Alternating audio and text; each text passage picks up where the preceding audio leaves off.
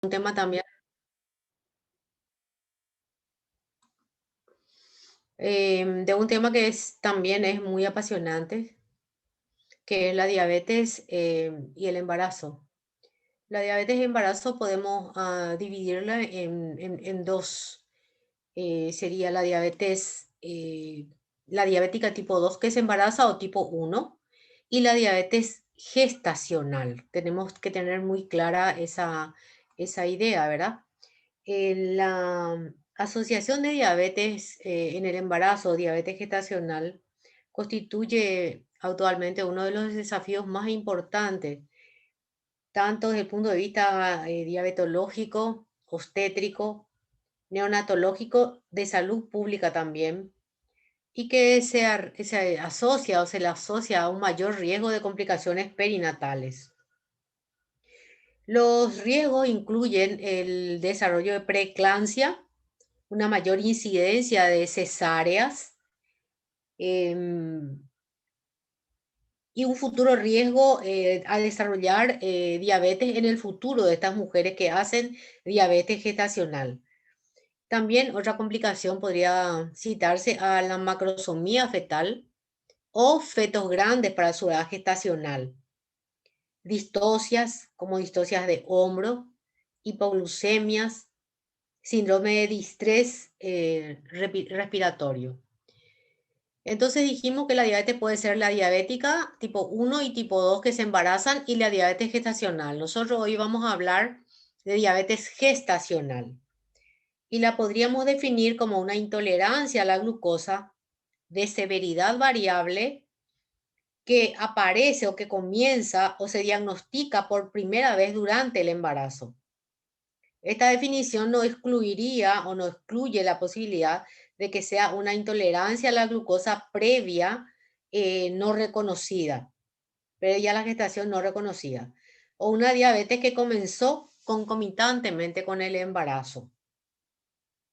En la mayoría de los casos, generalmente esta intolerancia a hidratos de carbono o hiperglicemia podría comenzar entre 20 y 24 semanas de gestación, por eso generalmente ahí se hacen los screening o las pruebas, o podría presentarse aproximadamente entre 31 y 33 semanas de gestación.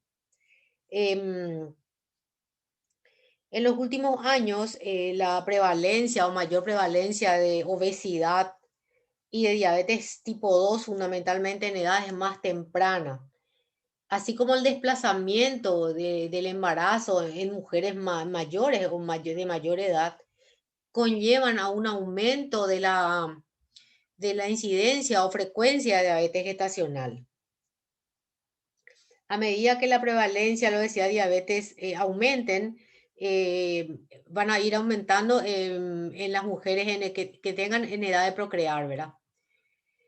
Entonces dijimos que estas se pueden complicar con aumento del número de cesáreas, con una preeclampsia que no es poco frecuente, macrosomías, hipoglucemias fundamentalmente en las primeras horas del nacimiento, o partos prematuros o nacimientos prematuros, distrés respiratorio y pueden haber óbito fetal en las primeras horas de recién nacido por hipoglucemia o alguna otra complicación. Si son macrosómicos, generalmente hay distocias de hombros y otras lesiones menos frecuentes como son las fracturas, por ejemplo. Em, Aumentan en todas las regiones del mundo y va a aumentar mientras aumente también la frecuencia de diabetes de tipo 2 y obesidad. Mayor cantidad de obesidad, mayor cantidad de diabetes gestacional. Hay una sorprendente prevalencia, generalmente en los países de ingreso medio para abajo, del 91,6%. Y también la prevalencia, podríamos decir, media por regiones reflejan, como dije anteriormente, la prevalencia de diabetes tipo 2. Tiene mucho que ver el diagnóstico que se hace, porque hay una variedad infinita a tener en cuenta, porque hay varios organismos internacionales encargados de los valores para hacer el diagnóstico de diabetes gestacional. Entonces, hay mucha diferencia en los criterios de diagnóstico. Vamos a ver fundamentalmente los dos que más se utilizan.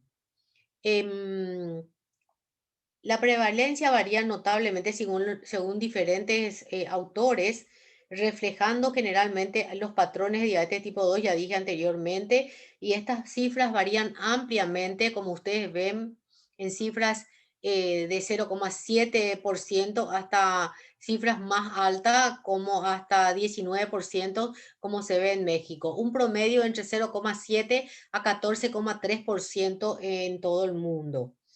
Estas diferencias están marcadas, obedece a varios factores. Una de ellas, los diferentes criterios del diagnóstico, que ya dijimos que vamos a ver a qué se deben.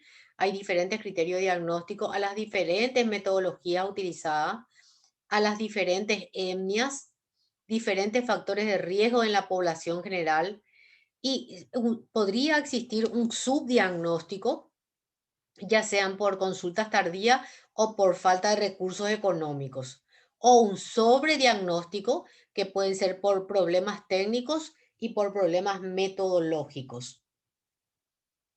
Em, Se ve también que existen una prevalencia, o sea, el aumento de la diabetes gestacional también tiene sus consecuencias. Y se calcula que existe una diabetes gestacional, dijimos, un promedio de 16% de todos los embarazos. Esto más o menos teniendo en cuenta que el 50% de las mujeres con antecedentes de diabetes gestacional van a desarrollar diabetes de tipo 2 entre 5 a 10 años del posparto, es muy importante. No solamente la glicemia, la hiperglicemia per se, como diabetes gestacional, la, la diabetes, las guías de diabetes vinculan a la diabetes del embarazo a un futuro riesgo cardiovascular aumentado en los recién nacidos y enfermedades vasculares. Así como vemos mayor frecuencia de incidencia de diabetes en el futuro en las mujeres que hacen diabetes gestacional, también vemos la repercusión en estos niños que también pueden hacer desde la macrosomía fetal en el recién nacido hasta, como ustedes ven, problemas cardíacos en el futuro. De 21,4 millones de niños nacidos vivos afectados por hiperglicemia, el 17,8% de diabetes gestacional en el 2013. Ellos vieron que el 85% eran diabéticas gestacionales y estos tienen mayor frecuencia o mayor prevalencia como secuelas metabólicas en la infancia, es decir, niños obesos que como vimos pueden ser inclusive también diabéticos cuando vimos diabetes tipo 2, obesidad adicionales a la predisposición genética. O sea, es muy importante. O sea, la diabetes gestacional va mucho más allá del diagnóstico de diabetes gestacional durante el embarazo.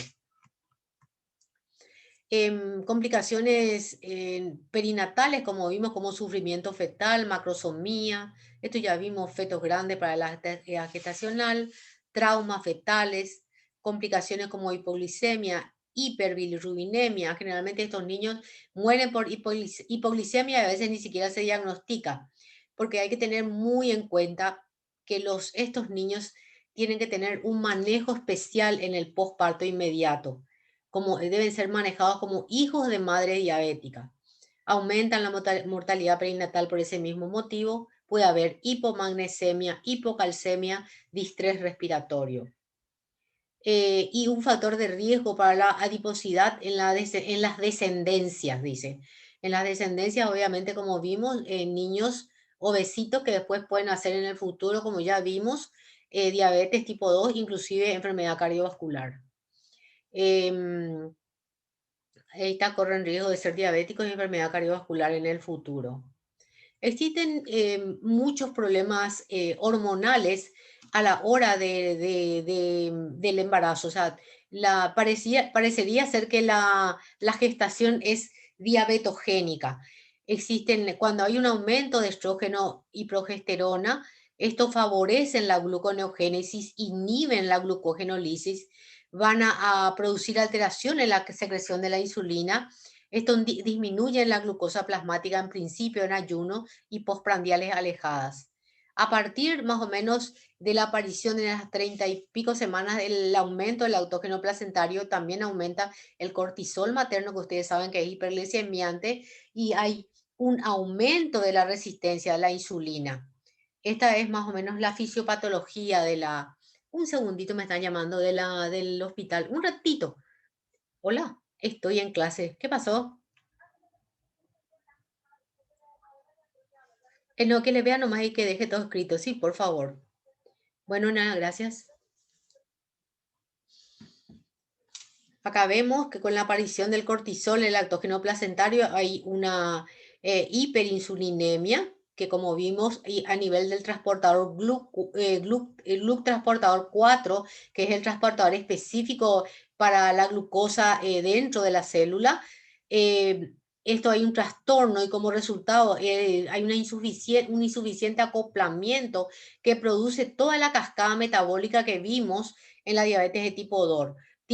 Hay una activación del receptor de la insulina. Esto va a producir aumento de ácidos grasos libres, aumento de triglicéridos, una lipólisis aumentada que van a pasar a través de la placenta hacia el feto, y estos podrían ser los causantes de la macrosomía fetal, una tendencia a la hiperglucemia, también una hiperlipólisis y una hipercetonemia, que son muy peligrosas durante el embarazo. Esto es como a través de la placenta puede llegar a pasar. Esta hiperinsulinemia fetal hace que se desencadene toda la cascada. Ustedes saben que la insulina es el anabólico más importante y es lo que hace que estos niños sean gorditos o sean grandes para su edad gestacional. Esa es la teoría de Pedersen, que habla que la hiperglicemia materna produce hiperglicemia fetal y un excesivo crecimiento de estos bebés. ¿Cómo se hace el diagnóstico de diabetes gestacional? Los criterios de diagnóstico siguen, en cuanto a los criterios diagnósticos, sigue existiendo mucha confusión, ya que existen dos posiciones, si bien es cierto que son bien definidas y con variantes en cada una de ellas. Por un lado, la propuesta por la National Diabetes Data Group, que a partir de los estudios de O'Sullivan y Maham, modificados después por Carpenter y Costam, son validados recientemente por la reunión de expertos en el año 97 por el experto de la ALAT. Y por otro lado, la de la Organización Mundial de la Salud.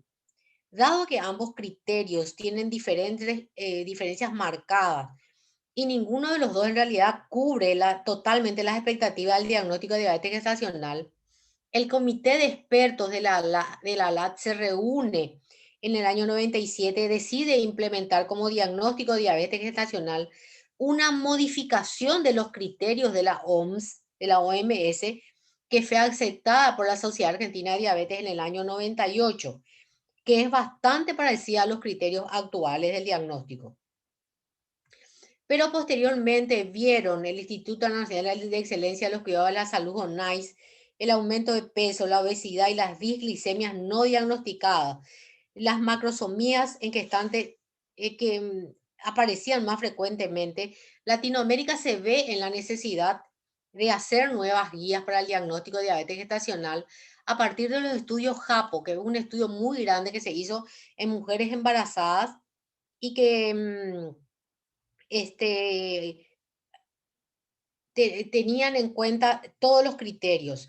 Establecieron un punto de cohorte que fueron asumidos por las diferentes sociedades y se fueron haciendo, ya que los criterios de la Asociación Internacional para Estudios de Mujeres con Diabetes Gestacional eran unos valores muy bajos, eran de 92, que hacían que haya un sobrediagnóstico de 17,8% en la población embarazada. Y no existe una evidencia sobre el efecto beneficioso en el tratamiento en base a estos nuevos criterios de diagnóstico. Por lo tanto, se trató de unificar y la ADA acepta estos nuevos valores, solamente que ellos dicen que sin dejar de desatender los valores de la OMS también. Les voy a mostrar yo los diferentes, esto solamente para hacer un poco de historia, para que ustedes vean que siempre existe una gran diversidad aún en los criterios diagnósticos, que son cuestionados por varias sociedades, ya que la aplicación aumenta significativamente la prevalencia de diabetes gestacional, especialmente en mujeres obesas y mayores de 30 años. Entonces, ellos sugieren un valor de 92, que se aplique inclusive desde el primer trimestre del embarazo. En el 2013 validó la OMS este criterio, pero se adhiere con la recomendación de que la calidad de evidencia es baja y la recomendación era débil. El problema es fundamental que con estos valores se sobrediagnostica mucho. Entonces los expertos de la edad, les dije en el 97, se reúnen y a partir del 2007, con eh, avalados por el NICE, o sea, el NICE les patrocina esto, en el 2015, para no adherir, pero tampoco desatender las propuestas de la Federación Internacional de Diabetes que fueron adoptadas en el 2011 por la ADA, teniendo en cuenta el grado de nivel de evidencia, la experiencia de los referentes, la adaptación cultural de las regiones y dónde se implementarían estos métodos de diagnóstico. Y estos son los criterios que lanza la LAB, diciendo que es diabética gestacional toda mujer que tiene glicemias en ayunas entre 100 y 125 en 2 días diferentes en el curso de la misma semana, o glicemias a las 2 horas con un estímulo de glucosa con 75 gramos de glucosa anhidra iguales o mayores a 140. Ustedes se dan cuenta que varía radicalmente con los diagnósticos de diabetes tipo 2 que hicimos, que era de 126 en ayunas. Esto es 100 de ayuno y o a las 2 horas iguales o mayores a 140. Y establecen un algoritmo para el diagnóstico, que es de esta manera. Hacen en la primera consulta prenatal una glicemia al azar, es normal, y se les testea entre 21 y 24 semanas. Si tenemos en esa primera consulta un valor entre 100 y 125, se repite en un plazo no mayor a una semana, y si tiene entre 100 y 125 repetidamente, es una diabética gestacional. Si en la primera consulta tiene mayor a 126, es una diabética gestacional sin dudas. O si tiene una glicemia al azar igual o mayor de 200. En las embarazadas con glicemias normales, en la primera consulta se retestea entre 24 y 28 semanas de gestación, teniendo en cuenta si tienen un azúcar menor o igual a 100 en ayunas, es una mujer embarazada normal, no es diabética. Si tiene menor a 140 a las 2 horas, que acá entre 24 y 28 ya se hace la sobrecarga de glucosa. Si no tiene factores de riesgo, se descarta una diabetes gestacional. Pero si esta mujer está normal, como ahora acá vemos, menor de 100, menor de 140 a las 2 horas, y tiene factores de riesgo, se debe retestear entre 31 y 33 semanas. Si entre 31 y 33 semanas tuviera un valor igual o mayor de 100 o mayor a 140 a las 2 horas, es una diabética gestacional. Y ellos indican, vieron que acá dice si no tiene factores de riesgo y con factores de riesgo. ¿Cuáles son estos factores de riesgos?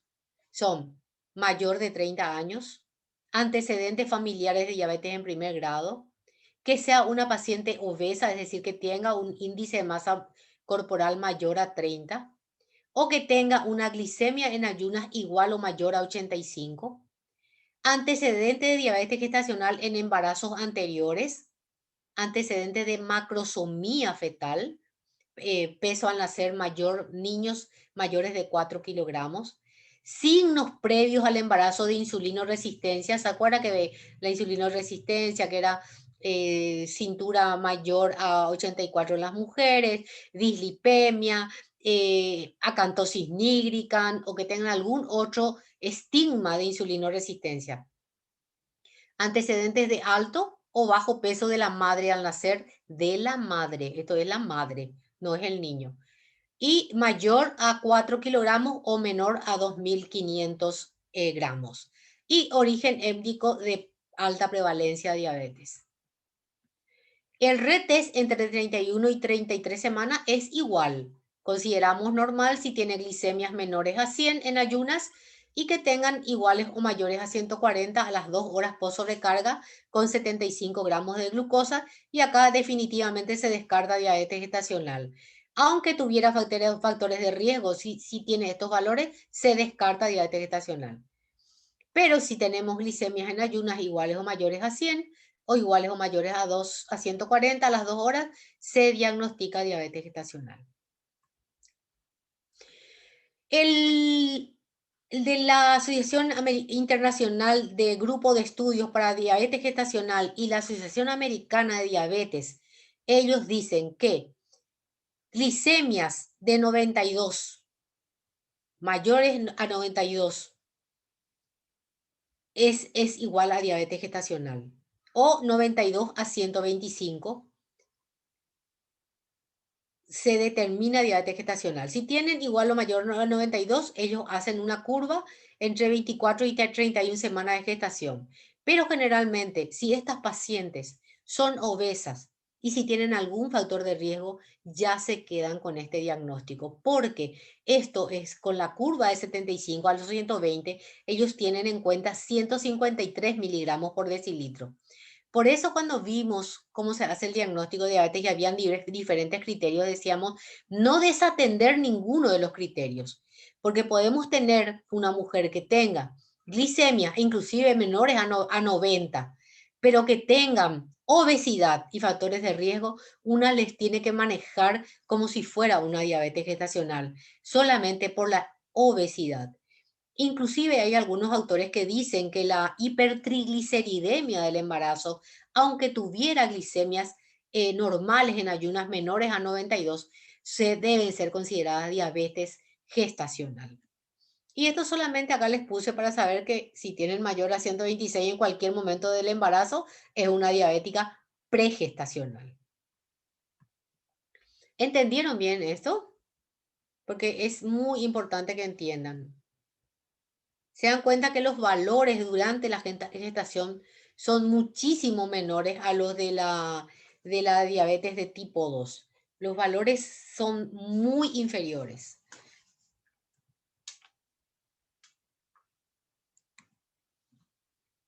¿Me están oyendo? ¿Me escuchan? Hola. Hola. Hola, doctora. Sí, te escuchamos. ¿Entendieron bien?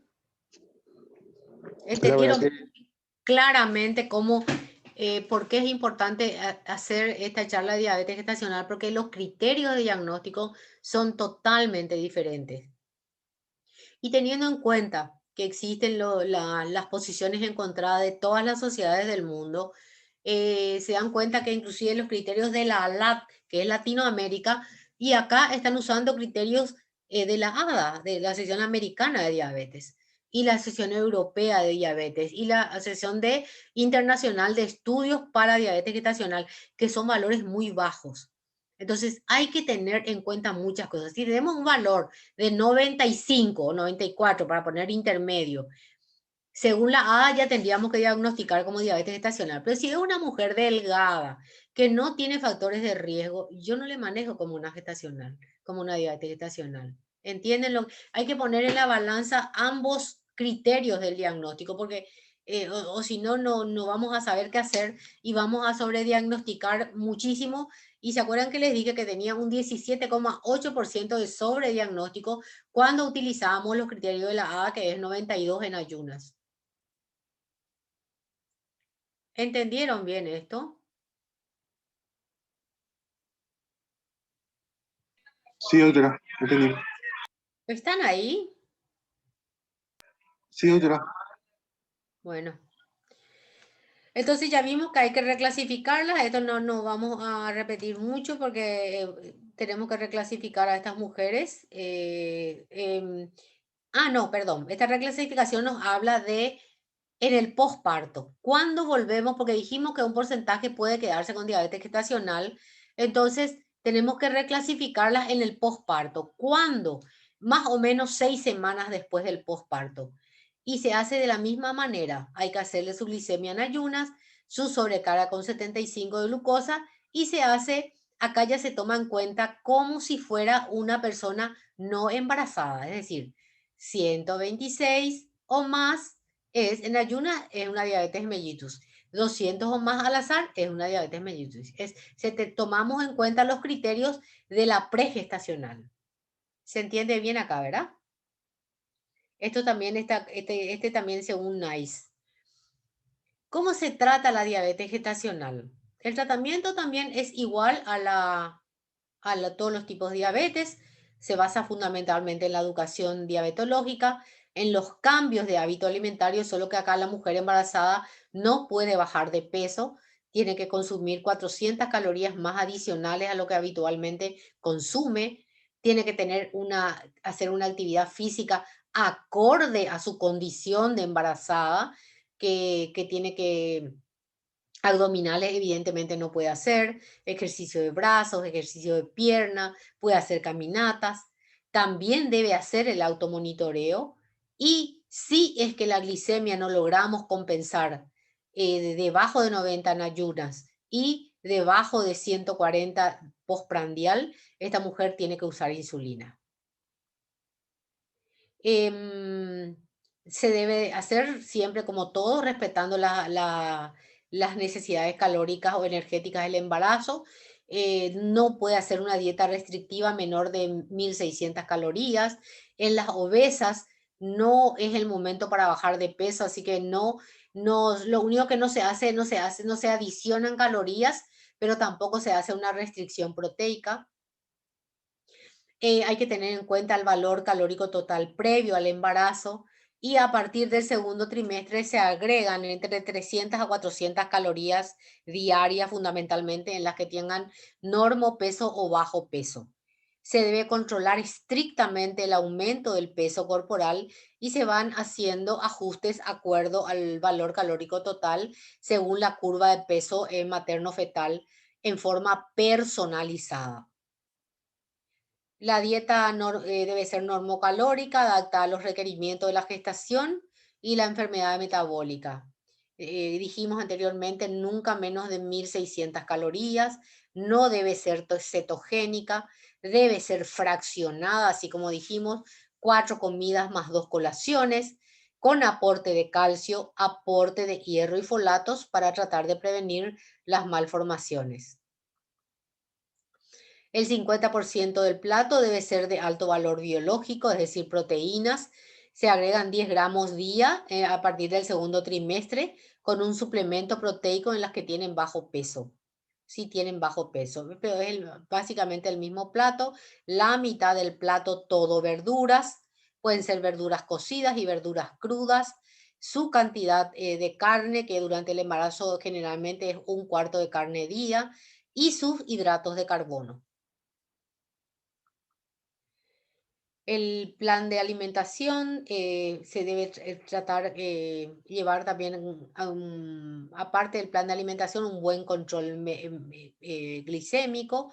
Si tienen un buen control glicémico con el plan de alimentación solamente, acá solamente alimentación, si tienen un buen control glicémico, se evalúa 7 días después y si no tiene buen control glicémico, se suplementa a la alimentación la insulinoterapia. Se le da un tiempo por lo menos de una semana.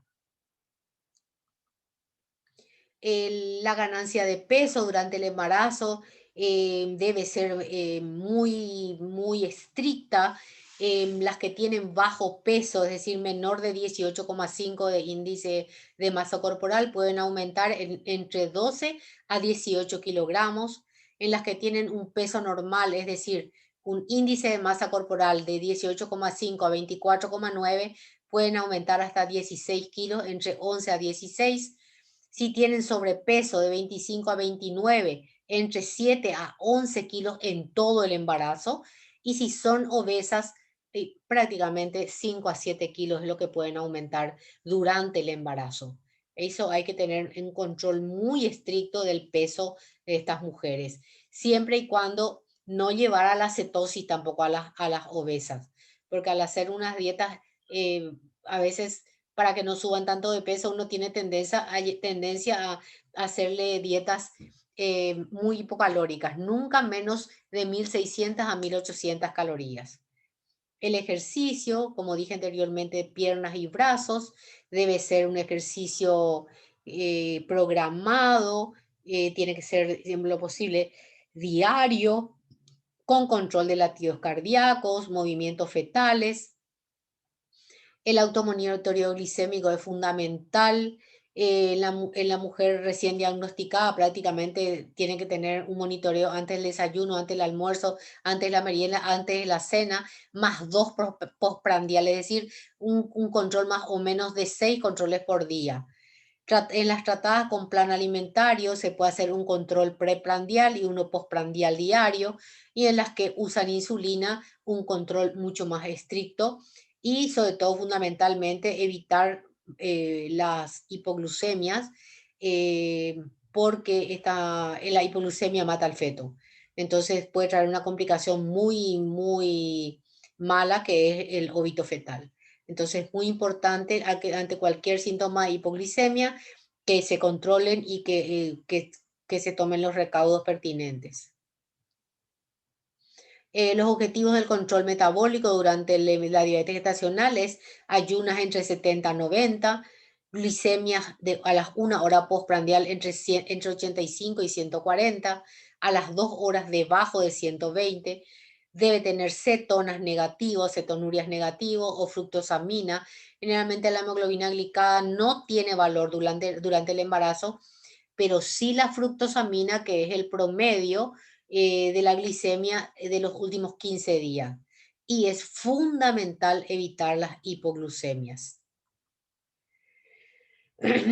El control metabólico es muy importante. La glicemia normal del embarazo basal normal es generalmente de 60 y postprandiales de 105 para disminuir la mortalidad materno-fetal, evitar la preeclampsia, el hidramnio, las cesáreas, para reducir la macrosomía, el trauma obstétrico, el distrés respiratorio y las hipoglucemias. Un útero o un ambiente intrauterino no adverso sería que estas pacientes tengan hiperglicemia, que tengan cuerpos cetónicos. Tenemos que tener en cuenta que tengan una adecuada ganancia de peso no cetósica, o sea que evitar las hipocalóricas como dijimos anteriormente. Toda mujer embarazada obesa con antecedente de diabetes gestacional, dijimos, en especial sin presencia de hipoglucemia con ayunas entre 85 y 99. Desde el primer control tenemos que tener un seguimiento muy estricto con un plan de alimentación y una actividad física adecuada, sin intervención farmacológica, con el fin de prevenir el desarrollo de diabetes gestacional. ¿Se acuerda que dijimos que en diabetes tipo 2 podíamos prevenir la aparición de diabetes tipo 2? Bueno, también en este caso podemos prevenir la aparición de diabetes gestacional en mujeres fundamentalmente obesas con carga genética o con antecedentes de diabetes gestacional previa que tengan ya glicemias eh, superiores a 85.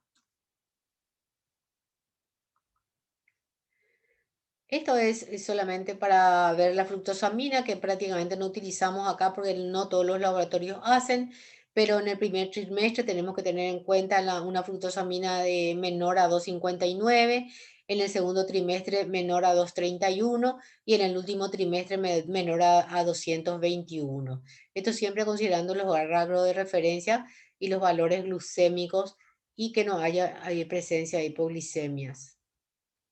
¿Cuándo iniciamos insulina?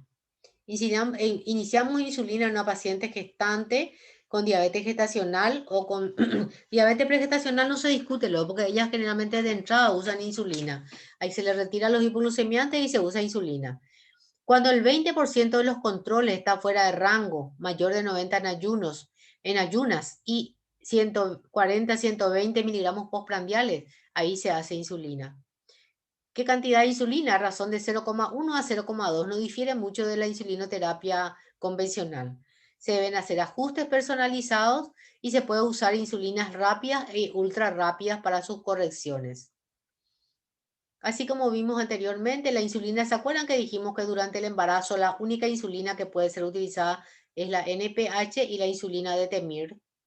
Solamente estas dos insulinas están aprobadas por la FDA. Todavía los análogos no están aprobados durante el embarazo. Sí, los análogos rápidos. Fundamentalmente dijimos la aspártica, ¿se acuerdan? Que se podría hacer múltiples inyecciones, basal bolu, es decir, una basal que puede ser o NPH o detemir y 3 prandiales. O pueden ser 2 basales y 3 prandiales cuando no sea posible controlar las elevaciones postprandiales. O también el uso de bombas de infusión de insulina estaría indicado en la gestación. La dosis que la paciente, ¿cuál es la dosis ideal? La dosis que la paciente requiera para su óptimo control metabólico. Esa es la dosis ideal de insulina en una mujer embarazada. Pero generalmente estas mujeres tienen un bajo requerimiento insulínico, no es mucho lo que usan. Prácticamente nunca ni llegan a 20 siquiera. Generalmente con 10, con 12 unidades se compensan bastante bien. ¿Cuáles son los tipos de insulina que tenemos en el mercado? La Insuman, que es una NPH, Insuman N, o la Insulatar N, vienen en botellitas y también estas vienen en penfill, cartuchos para cargar dentro de las lapiceras. Y la Humulin N, que también viene en botellitas para cargar en jeringas y vienen en forma de pistolas. Em, la ventaja de la insulina que no tienen una dosis límite, no cruzan la barrera placentaria y tienen una seguridad muy importante tanto para la madre como para el feto. Estas son insulinas NPH, que es de acción intermedia. ¿Se acuerda que vimos cuando vimos insulinoterapia? Que comenzaban su acción de 1 a 2 horas, tiene un efecto máximo entre 4 a 6 horas, pero su efecto podría durar hasta 18 horas.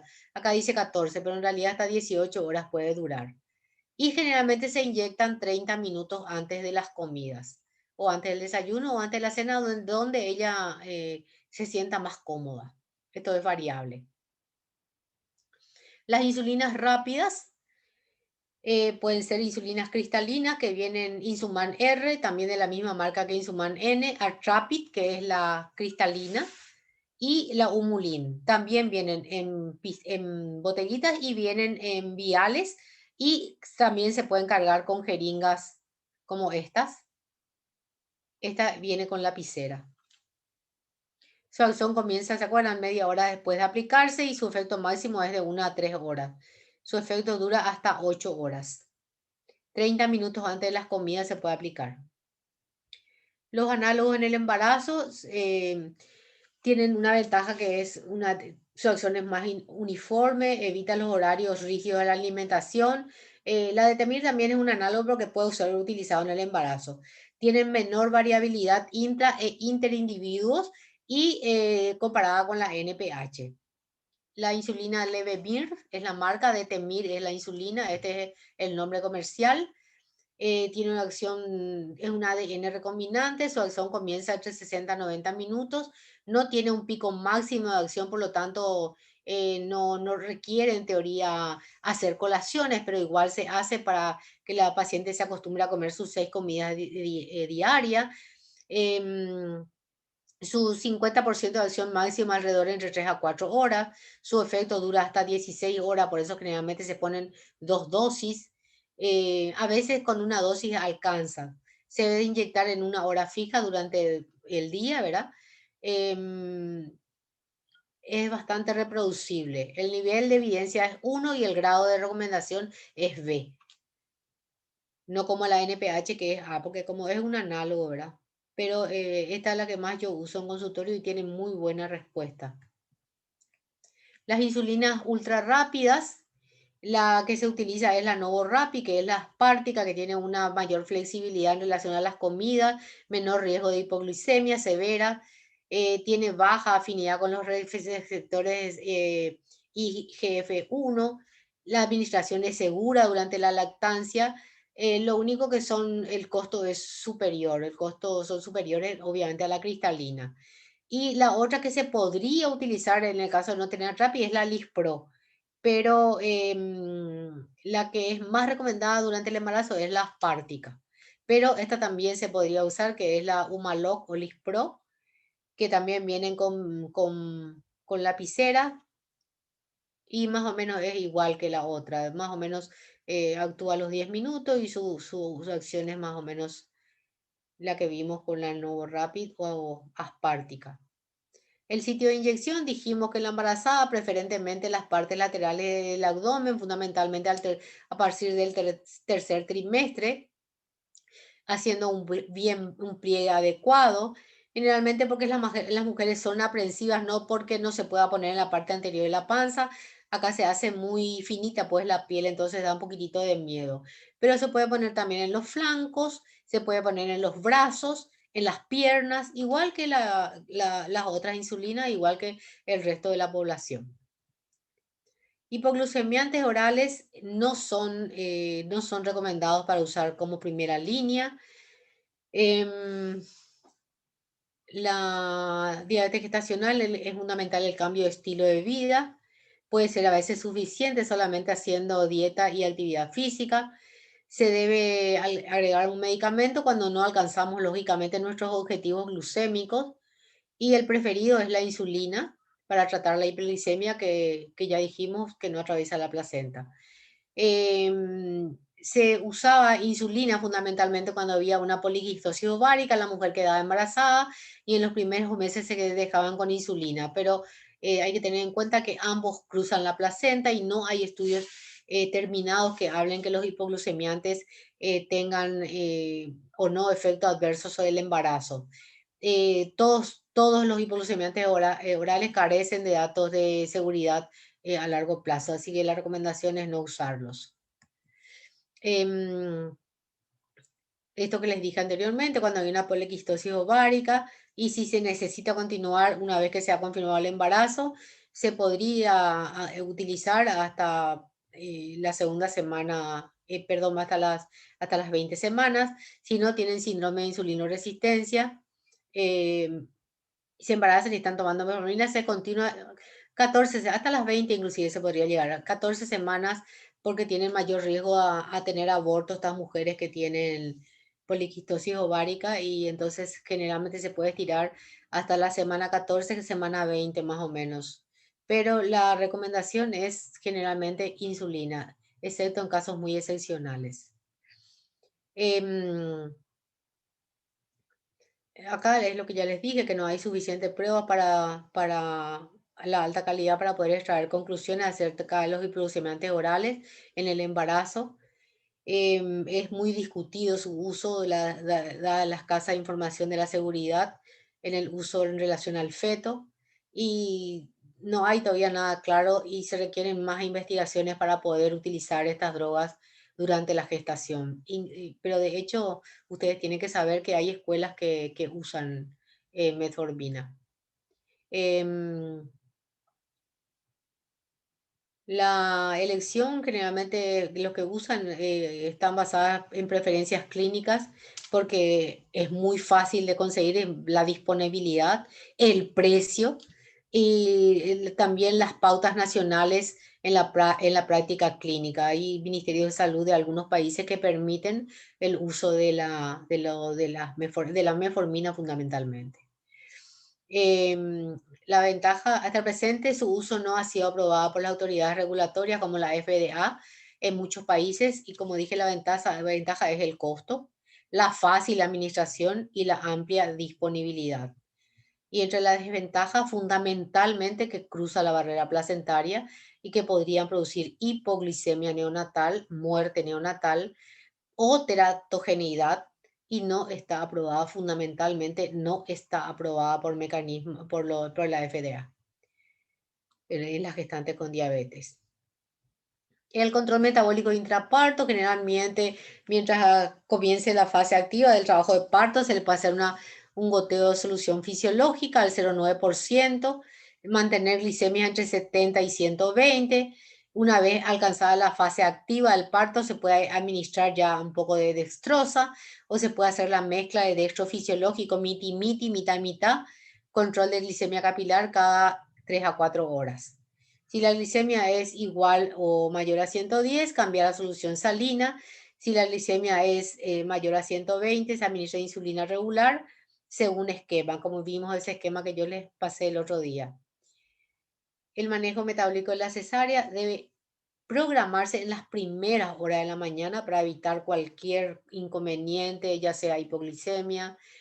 La solución fisiológica, como dije anteriormente, más o menos para mantenimiento, nomás esto es 30 a 40 gotas por minuto, que equivale más o menos a 100 ml, 100, 120 ml hora. Si la glicemia en ayunas es 70 a 110, como dije, no se administra glucosa endovenosa hasta después de la extracción fetal. Si la glicemia es mayor a 120, se debe corregir con insulina regular antes de la intervención, pero hay que hacer realmente un monitoreo estricto intraparto. La administración después de la cesárea ya es más fácil, ahí se le puede hacer una 1500 mililitros de solución hora, se le puede hacer destroza porque va a permanecer en ayuno unas horas la mujer gestante y se le puede hacer también fisiológica en 24 horas. Se puede añadir potasio a las 8 horas de la cesárea. Uno va a ir viendo de acuerdo a la necesidad de cada embarazada. Esto es muy variable. Generalmente con la salida del feto, las mujeres normalizan automáticamente su glicemia y no tienen necesidad de hacer ninguna corrección. Este esquema se puede modificar si el paciente tiene hipertensión arterial, lógicamente no le vamos a hacer fisiológico, insuficiencia renal o alguna cardiopatía. Durante el puerperio es normal, se inicia la ingesta alimentaria lo más pronto posible, añadir 500 calorías, kilocalorías día a la dieta previamente calculada con la intención de favorecer la lactancia. Y que me acuerdo, era como uno tiene que pensar en la lactancia, nunca se le tiene que dar leche descremada a la mujer gestante, a ninguna mujer gestante en realidad, no solamente la gestacional, porque hay que pensar en la lactancia.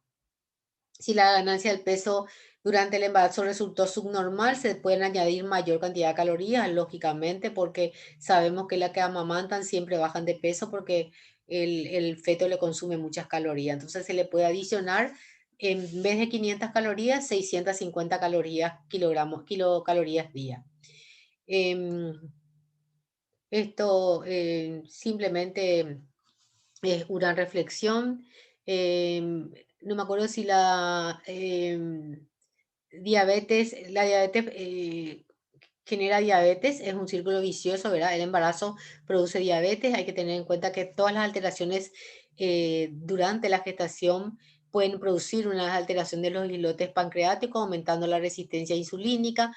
Esto sumado a los malos hábitos alimentarios, al sedentarismo, tienen mayor cantidad de secuelas metabólicas, tanto en la obesidad como en la infancia, inclusive en la adultez, tanto en el feto como en la madre, pueden producir intolerancia a hidratos de carbono en la adolescencia, y esta incidencia nosotros podemos romper este círculo vicioso o alterar este círculo vicioso, eh, tratando de adoptar medidas que abarquen todo el ciclo vital, permitiéndonos intervenir en el estilo de vida de cada persona, fundamentalmente en las mujeres embarazadas, antes del nacimiento y en la primera infancia, para tratar de evitar estas complicaciones tan nefastas como son en los niños la obesidad, la cardiopatía y un futuro riesgo de diabetes en la adultez. Y prevenir la diabetes tempranamente es un costo justificable. Prevenir la obesidad infantil y la diabetes en adolescentes justifican totalmente los costos, tanto los costos de los gobiernos como nuestro tiempo para invertir en estas mujeres para evitar las complicaciones. Y eso es todo lo que les quería decir en cuanto a diabetes gestacional.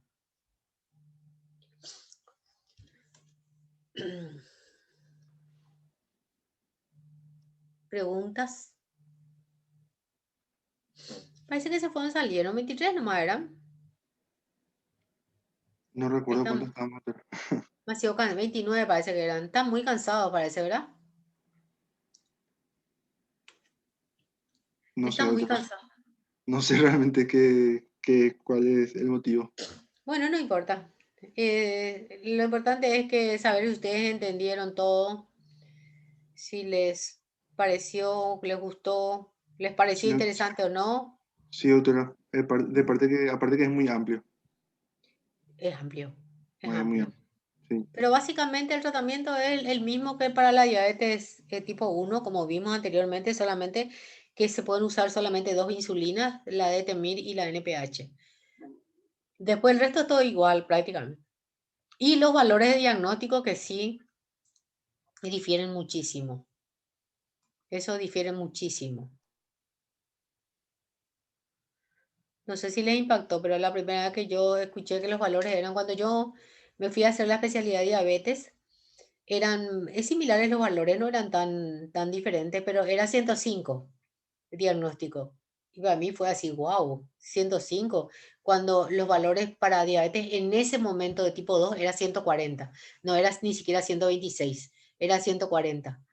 Y igual para mí fue, wow, 105 es muy bajo, ¿verdad? Y yo veía que la gente vine muy desesperada ya cuando hice la especialidad, saber que acá la gente hacía, por ejemplo, eh, 120 de glicemia en ayuno y le hacían curva de glicemia a una embarazada y yo me enloquecía.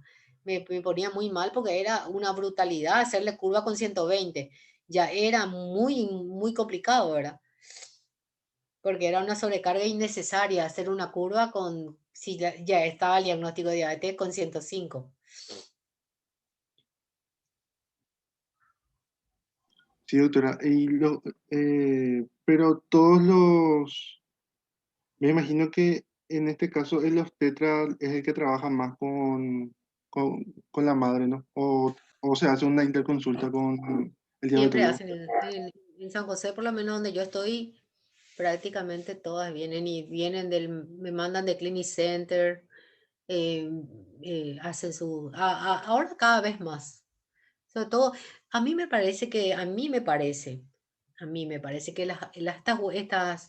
estas clases, estas conexiones que tenemos por vía internet, me parece que sirvió muchísimo, porque se hicieron tantas webinars que la gente está tan aburrida que asiste a las webinars también, que abrió muchas mentes. Para mí, la medicina evolucionó con las clases virtuales. Yo no sé si ustedes van a querer volver a a las clases presenciales, porque a mí las virtuales son fantásticas.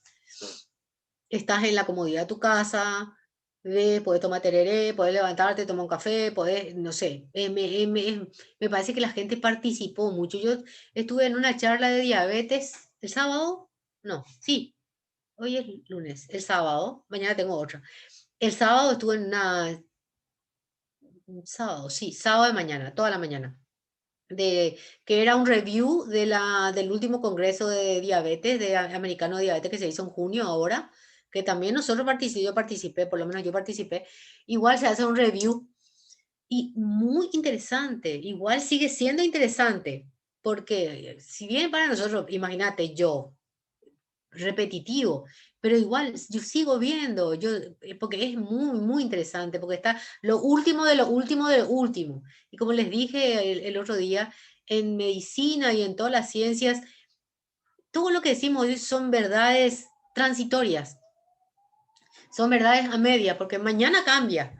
Y en diabetes esto es muy frecuente, aparece cada cambio, cada rato cambia, todo cambia. Por ejemplo, años anteriores no se usaban análogos en embarazada. Ni se hablaba de metformina, ahora por lo menos hay escuelas que dicen que usan metformina, que en la poliquistosis se podría usar hasta 14, inclusive 20 semanas. O sea, se va abriendo, digamos, el paraguas o el abanico de opciones. Y para mí fue muy fructífero. Yo, por ejemplo, los miércoles no puedo estar con ustedes porque yo los miércoles tengo una charla que comenzó de obesidad que comenzó en el mes de febrero. Y sigue, sigue. Y cada vez hay más cosas. Y yo no me pierdo ni una sola charla. Estoy prendida acá en mi computadora. Y es todo interesante. Y aparecieron así, florecieron las webinars en todos los laboratorios. Ah, que otra tenemos una webinar sobre COVID y diabetes. Tenemos una COVID y hipertensión arterial.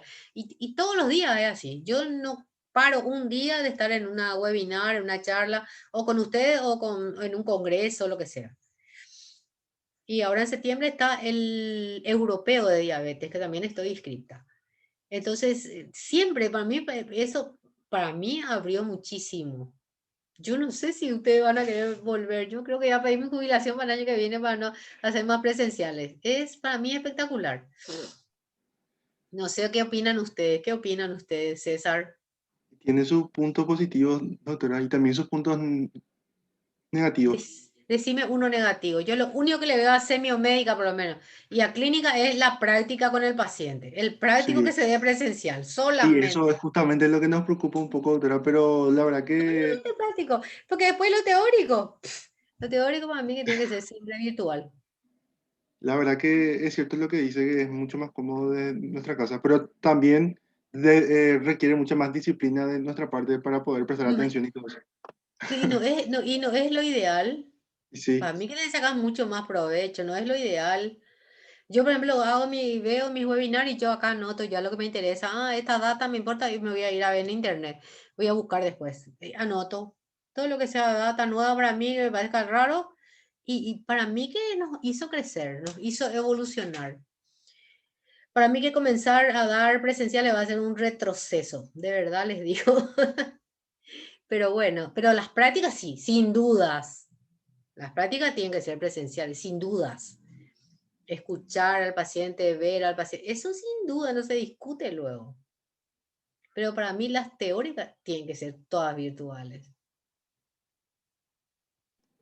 Ahorra tiempo. Uno tiene que evitar del kilómetro a veces 16 se van a la clase del centro de salud.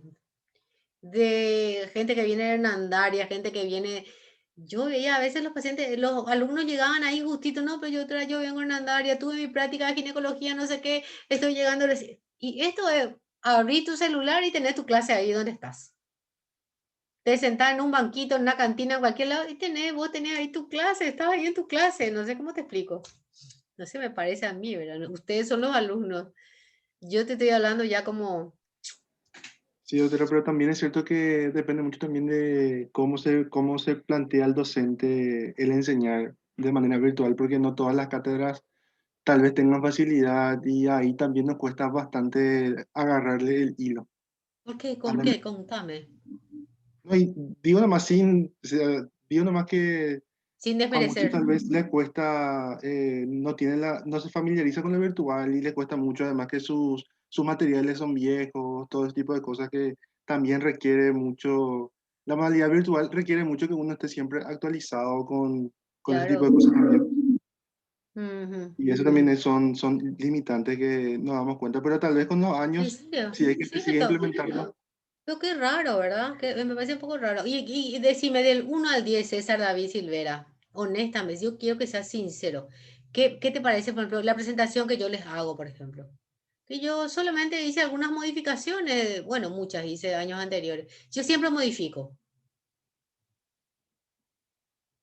para mí estuvo muy bien, doctora. Creo que estuvo, o sea, lo más interesante es que es actualizado. Eso es algo que nos vamos a leer en el libro, por ejemplo, que usamos, que es el Farreras, muchas cosas. Ah, sí, eso sí, Sí, eso sí. eso es muy interesante, realmente. No, yo pienso que las clases, lógicamente, tienen que ser actualizadas, obviamente. Tienen que ser, sobre todo en clínica médica, ¿verdad? Porque en semiología médica no hay mucho que actualizar, porque en semiología médica está escrita en los papiros, no cambia nada. Pero en clínica médica sí, en relación al tratamiento, a un montón de cosas, ¿verdad? Y diabetes lo es movidísimo, movidito, movidito, porque cada segundo hay algo nuevo. Entonces, siempre hay algo nuevo. Y bueno, entonces, ¿cuándo quedamos para la próxima clase? ¿No está por ahí Jorge? Jorge arma toda la clase y después él desaparece. Jorge, ¿no está Jorge? Creo que no está, doctora. Pero le voy a decir que te escriba. Así para No, que... ¿para cuándo quedamos? No, no sé, doctora. No sé cuándo dijo él en realidad. Pero le voy a preguntar. Decirle porque yo el miércoles no puedo. Y Dale. mañana tampoco, mañana tengo una webinar, tampoco no puedo. Sí, decir que sería entre jueves Jueves y o viernes. viernes. Dale. Sí, dale, dale. Chao, Bueno, chao, hasta doctora. Chao, luego. chao. Chao, chao. Chao, Tere, muchas gracias. Cuídense, chao, hasta luego. Chao, doctora.